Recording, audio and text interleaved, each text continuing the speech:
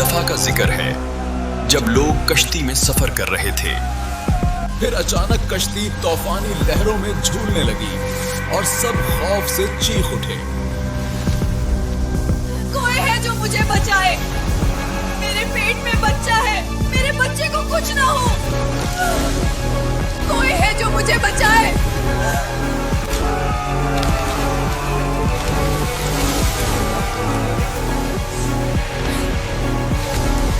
तूफान जोरों पर था।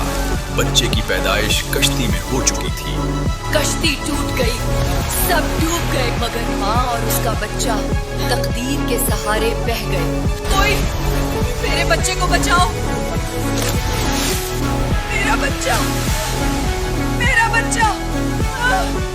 मैं तुम्हें कुछ नहीं होने दूंगी।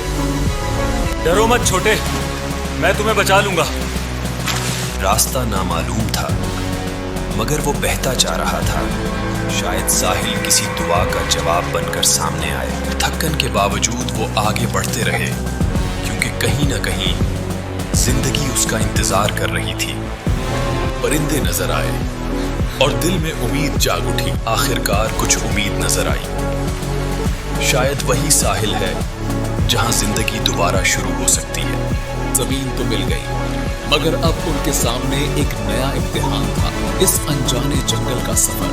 वो थका हुआ था मगर बाजुओं में मौजूद बच्चे की सांसों ने उसे हारने नहीं दिया। वो अनजाने जंगल में कदम रखता चला गया। मासूम भूख से तड़प रहा था और उसके पास ना दूध था ना पानी, बस बेबसी थी और एक खामोश जंगल।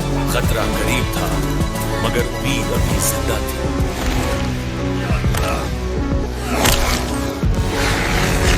नीचे मौत, ऊपर जहर, हर समय खतरा था। खामोश मेरे बच्चे। मौत पीछे थी, अंधेरा आगे, मगर जिंदगी का सफर अभी खत्म नहीं। आखिरकार भागती जिंदगी को थोड़ी देर का सुकून नसीब हुआ। क्या तुमने वो कश्ती देखी? वही जो पिछले हफ्ते रवाना हुई थी? मेरी बीवी इसी में सवार थी। वो कश्ती वापस नहीं आई। तूफान बहुत सख्त था, शायद वो समंदर ही में खो गई।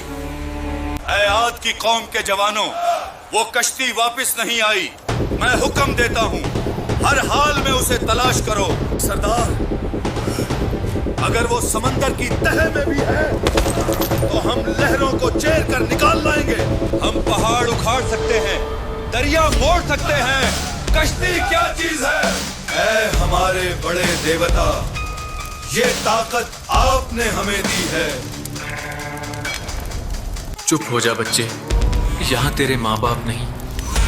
बस थोड़ा सा सब्र कर, तेरे लिए कुछ ना कुछ ढूंढ लूंगा।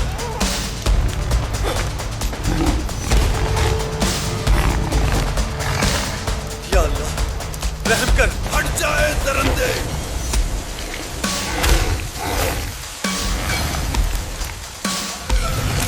क्या तुम्हें उस कश्ती का इल्म है जिसमें एक औरत भी सवार थी, जिसके पेट में बच्चा था? हाँ, यही बच्चा है जो मेरी गोद में है। शायद आपको यकीन नहीं आएगा मगर ये सच है। हम कश्ती पर सवार थे। एक औरत के पेट में बच्चा था। फिर बच्चे की पैदाइश कश्ती में हुई। लेकिन हमने सोचा भी नहीं था कि समंदर में अचानक इतना बड़ा तूफान आ जाएगा जो कश्ती को ले डूबेगा। एक बहुत बड़ी लहर आई जिससे कश्ती टूट गई और सब लोग डूबने लगे। सिर्फ मैं महफूज रहा। फिर मैंने देखा कि बच्चे की माँ अपने बच्चे को बचाने की पूरी कोशिश कर रही है मगर तूफान ज्यादा था। बच्चे की माँ भी डूब गई। मैं भी डूबने वाला था लेकिन उस बच्चे को देखकर मैंने हिम्मत की है। फिर मैंने बच्चे को उठाया और उसी कश्ती के टूटे हुए तख्ते पर सवार हुआ और साहिल की तलाश में सफर करता रहा।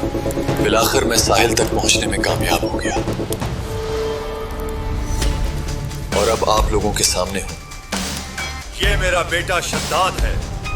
इसको मैं आप जैसा काबिल जिक्र बनाऊंगा जो पहाड़ों को चीर दे। कौमे आद बहुत ताकतवर और जिस्मानी तौर पर मजबूत थे। उनके जिस्म बड़े और कद बुलंद थे। جو عام انسانوں سے مختلف تھے۔ ہم سے زیادہ طاقتور کون ہے؟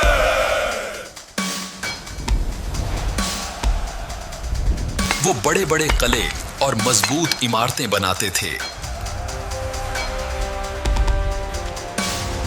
عاد کے باشندے اپنی تعمیراتی مہارت کے لیے مشہور تھے۔ یہ قوم صحرا میں آباد تھی، مگر ان کی تہذیب بہت ترقی یافتہ تھی۔ عاد کے لوگ زمین کی زرخیزی اور وسائل کو استعمال کرتے تھے۔ یہ لوگ زراعت اور جانور پالنے میں ماہر تھے۔ ان کی معاشرت میں طاقت اور مال کی اہمیت بہت تھی۔ قوم عاد اپنے بڑے جسم اور طاقت پر بہت فخر کرتے تھی۔ وہ بہت بہادر اور لڑاکا لوگ تھے۔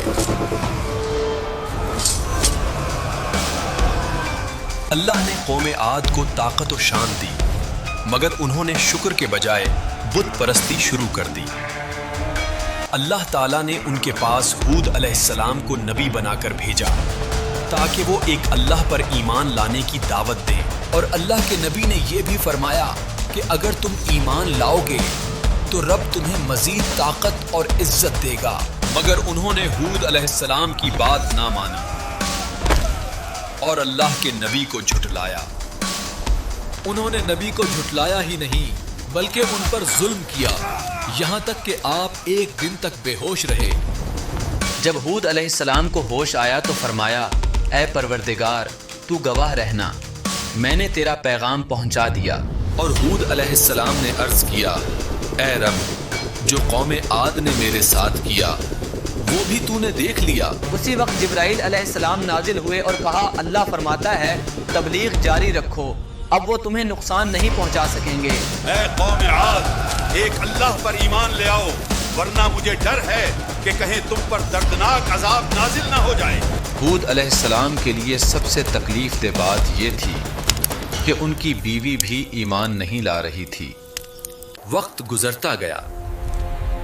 سردار عاد کے بیٹے شدید اور شداد بڑے ہونے لگے۔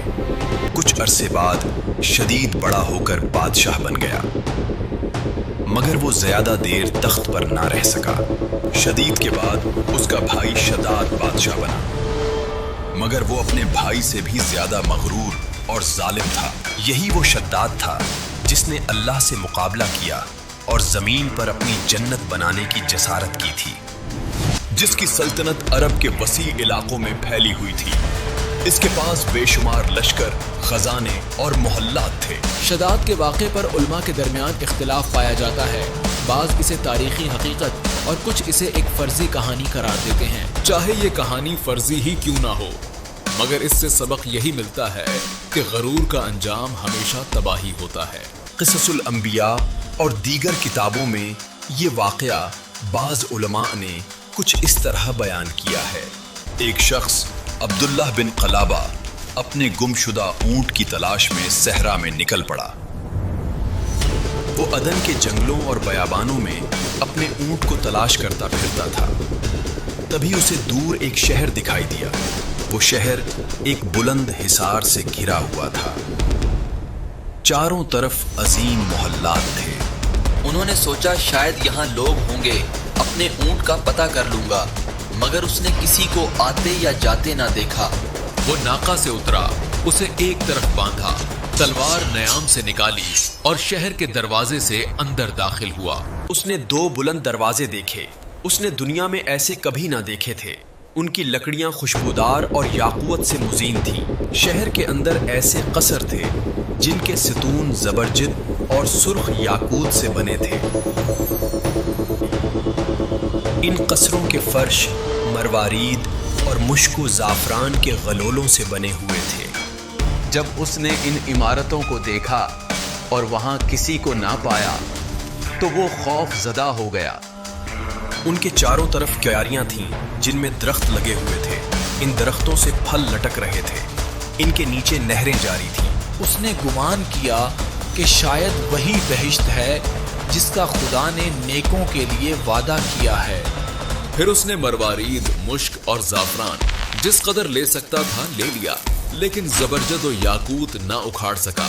اور وہ باہر آیا، اپنے ناقہ پر سوار ہوا اور جس راہ سے آیا تھا اسی راہ سے واپس ہو کر یمن پہنچ گیا۔ کہا جاتا ہے کہ یہی وہ شخص تھا جسے اللہ تعالیٰ نے شداد کی بنائی ہوئی جنت کا نظارہ دکھایا۔ کہا جاتا ہے کہ اس شہر کو عاد کے بیٹے شداد نے تعمیر کیا تھا، جس کا ذکر خدا نے قرآن مجید میں بھی کیا ہے۔ ألم تر كيف فعل ربك بعاد إرم ذات العماد التي لم يخلق مثلها في البلاد۔ واقعہ کچھ یوں ہے کہ عاد کے 2 بیٹے تھے، ایک کا نام شدید اور دوسرے کا شداد تھا۔ شدید بادشاہ بنا مگر جلد ہی مر گیا، اور اس کے بعد اس کا بھائی شداد تخت حکومت پر بیٹھا۔ جب وہ ہود علیہ السلام سے یا کتابوں میں بہشت کا ذکر سنتا تو وہ چاہتا تھا کہ دنیا ہی میں خدا کے مقابل ایک بہشت بنائے۔ غرض 100 آدمیوں کو اس بہشت کی تعمیر پر مامور کیا اور ہر ایک کی مدد کے لیے ہزار کارکن مقرر کیے۔ اور شداد نے حکم دیا، جاؤ ایک کشادہ اور خوبصورت میدان تلاش کرو اور اس میں میرے لیے ایک شہر بناؤ۔ مختلف میووں کے درخت لگاؤ اور نہریں جاری کرو، جیسا کہ میں نے کتابوں میں بہشت کے اوصاف پڑھ رکھے ہیں۔ ان لوگوں نے عرض کیا، اے بادشاہ، اتنے جواہرات اور سونا چاندی کہاں سے آئے گا کہ ایسا شہر بنایا جا سکے؟ کیا تم لوگ نہیں جانتے کہ دنیا کے تمام ممالک میرے قبضے میں ہیں؟ بادشاہان مشرق و مغرب کو فرمان بھیجے گئے اور لوگ 10 برس تک جواہرات جمع کرتے رہے، اور 300 برس کی طویل مدت میں وہ حیرت انگیز شہر تیار کیا گیا۔ طویل مدت کے بعد لوگوں نے شداد کو اطلاع دی، ہم نے وہ بہشت تعمیر کر لی ہے جس کا آپ نے حکم دیا تھا۔ تب شداد نے حکم دیا، سب لوگ روانگی کی تیاری کریں، اب ہم اپنی بہشت کی طرف چلتے ہیں۔ لوگ 10 سال تک سفر کی تیاری کرتے رہے، پھر شداد اپنے لشکر اور رعایا کے ساتھ روانہ ہوا۔ جب شداد اپنی بنائے ہوئی جنت کے قریب پہنچا تو موت کا فرشتہ اس کے سامنے حاضر ہوا۔ اللہ تعالیٰ نے آسمان سے ایک زوردار آواز بھیجی، جسے سنتے ہی سب کے سب ہلاک ہو گئے۔ نہ وہ خود جنت میں داخل ہو سکا اور نہ ہی اس کے ساتھی۔ یہ ہے اس شخص کا انجام جس نے اللہ کے نبی کا انکار کیا اور اللہ کا مقابلہ کرتے ہوئے دنیا میں جنت بنائی۔ حکایات میں بیان کیا جاتا ہے کہ اللہ تعالیٰ نے اسرائیل سے پوچھا، کیا تجھے کبھی کسی کی روح قبض کرتے وقت ترس آیا؟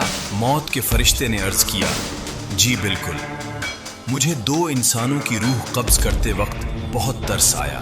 ایک وہ بچہ جو ابھی نیا پیدا ہوا تھا اور اپنی ماں کے ساتھ جہاز کے ٹوٹے تختے پر تیرتا جا رہا تھا۔ اس وقت اس کا سہارا صرف اس کی ماں تھی، لیکن آپ کا حکم آیا کہ اس کی ماں کی روح قبض کر لو۔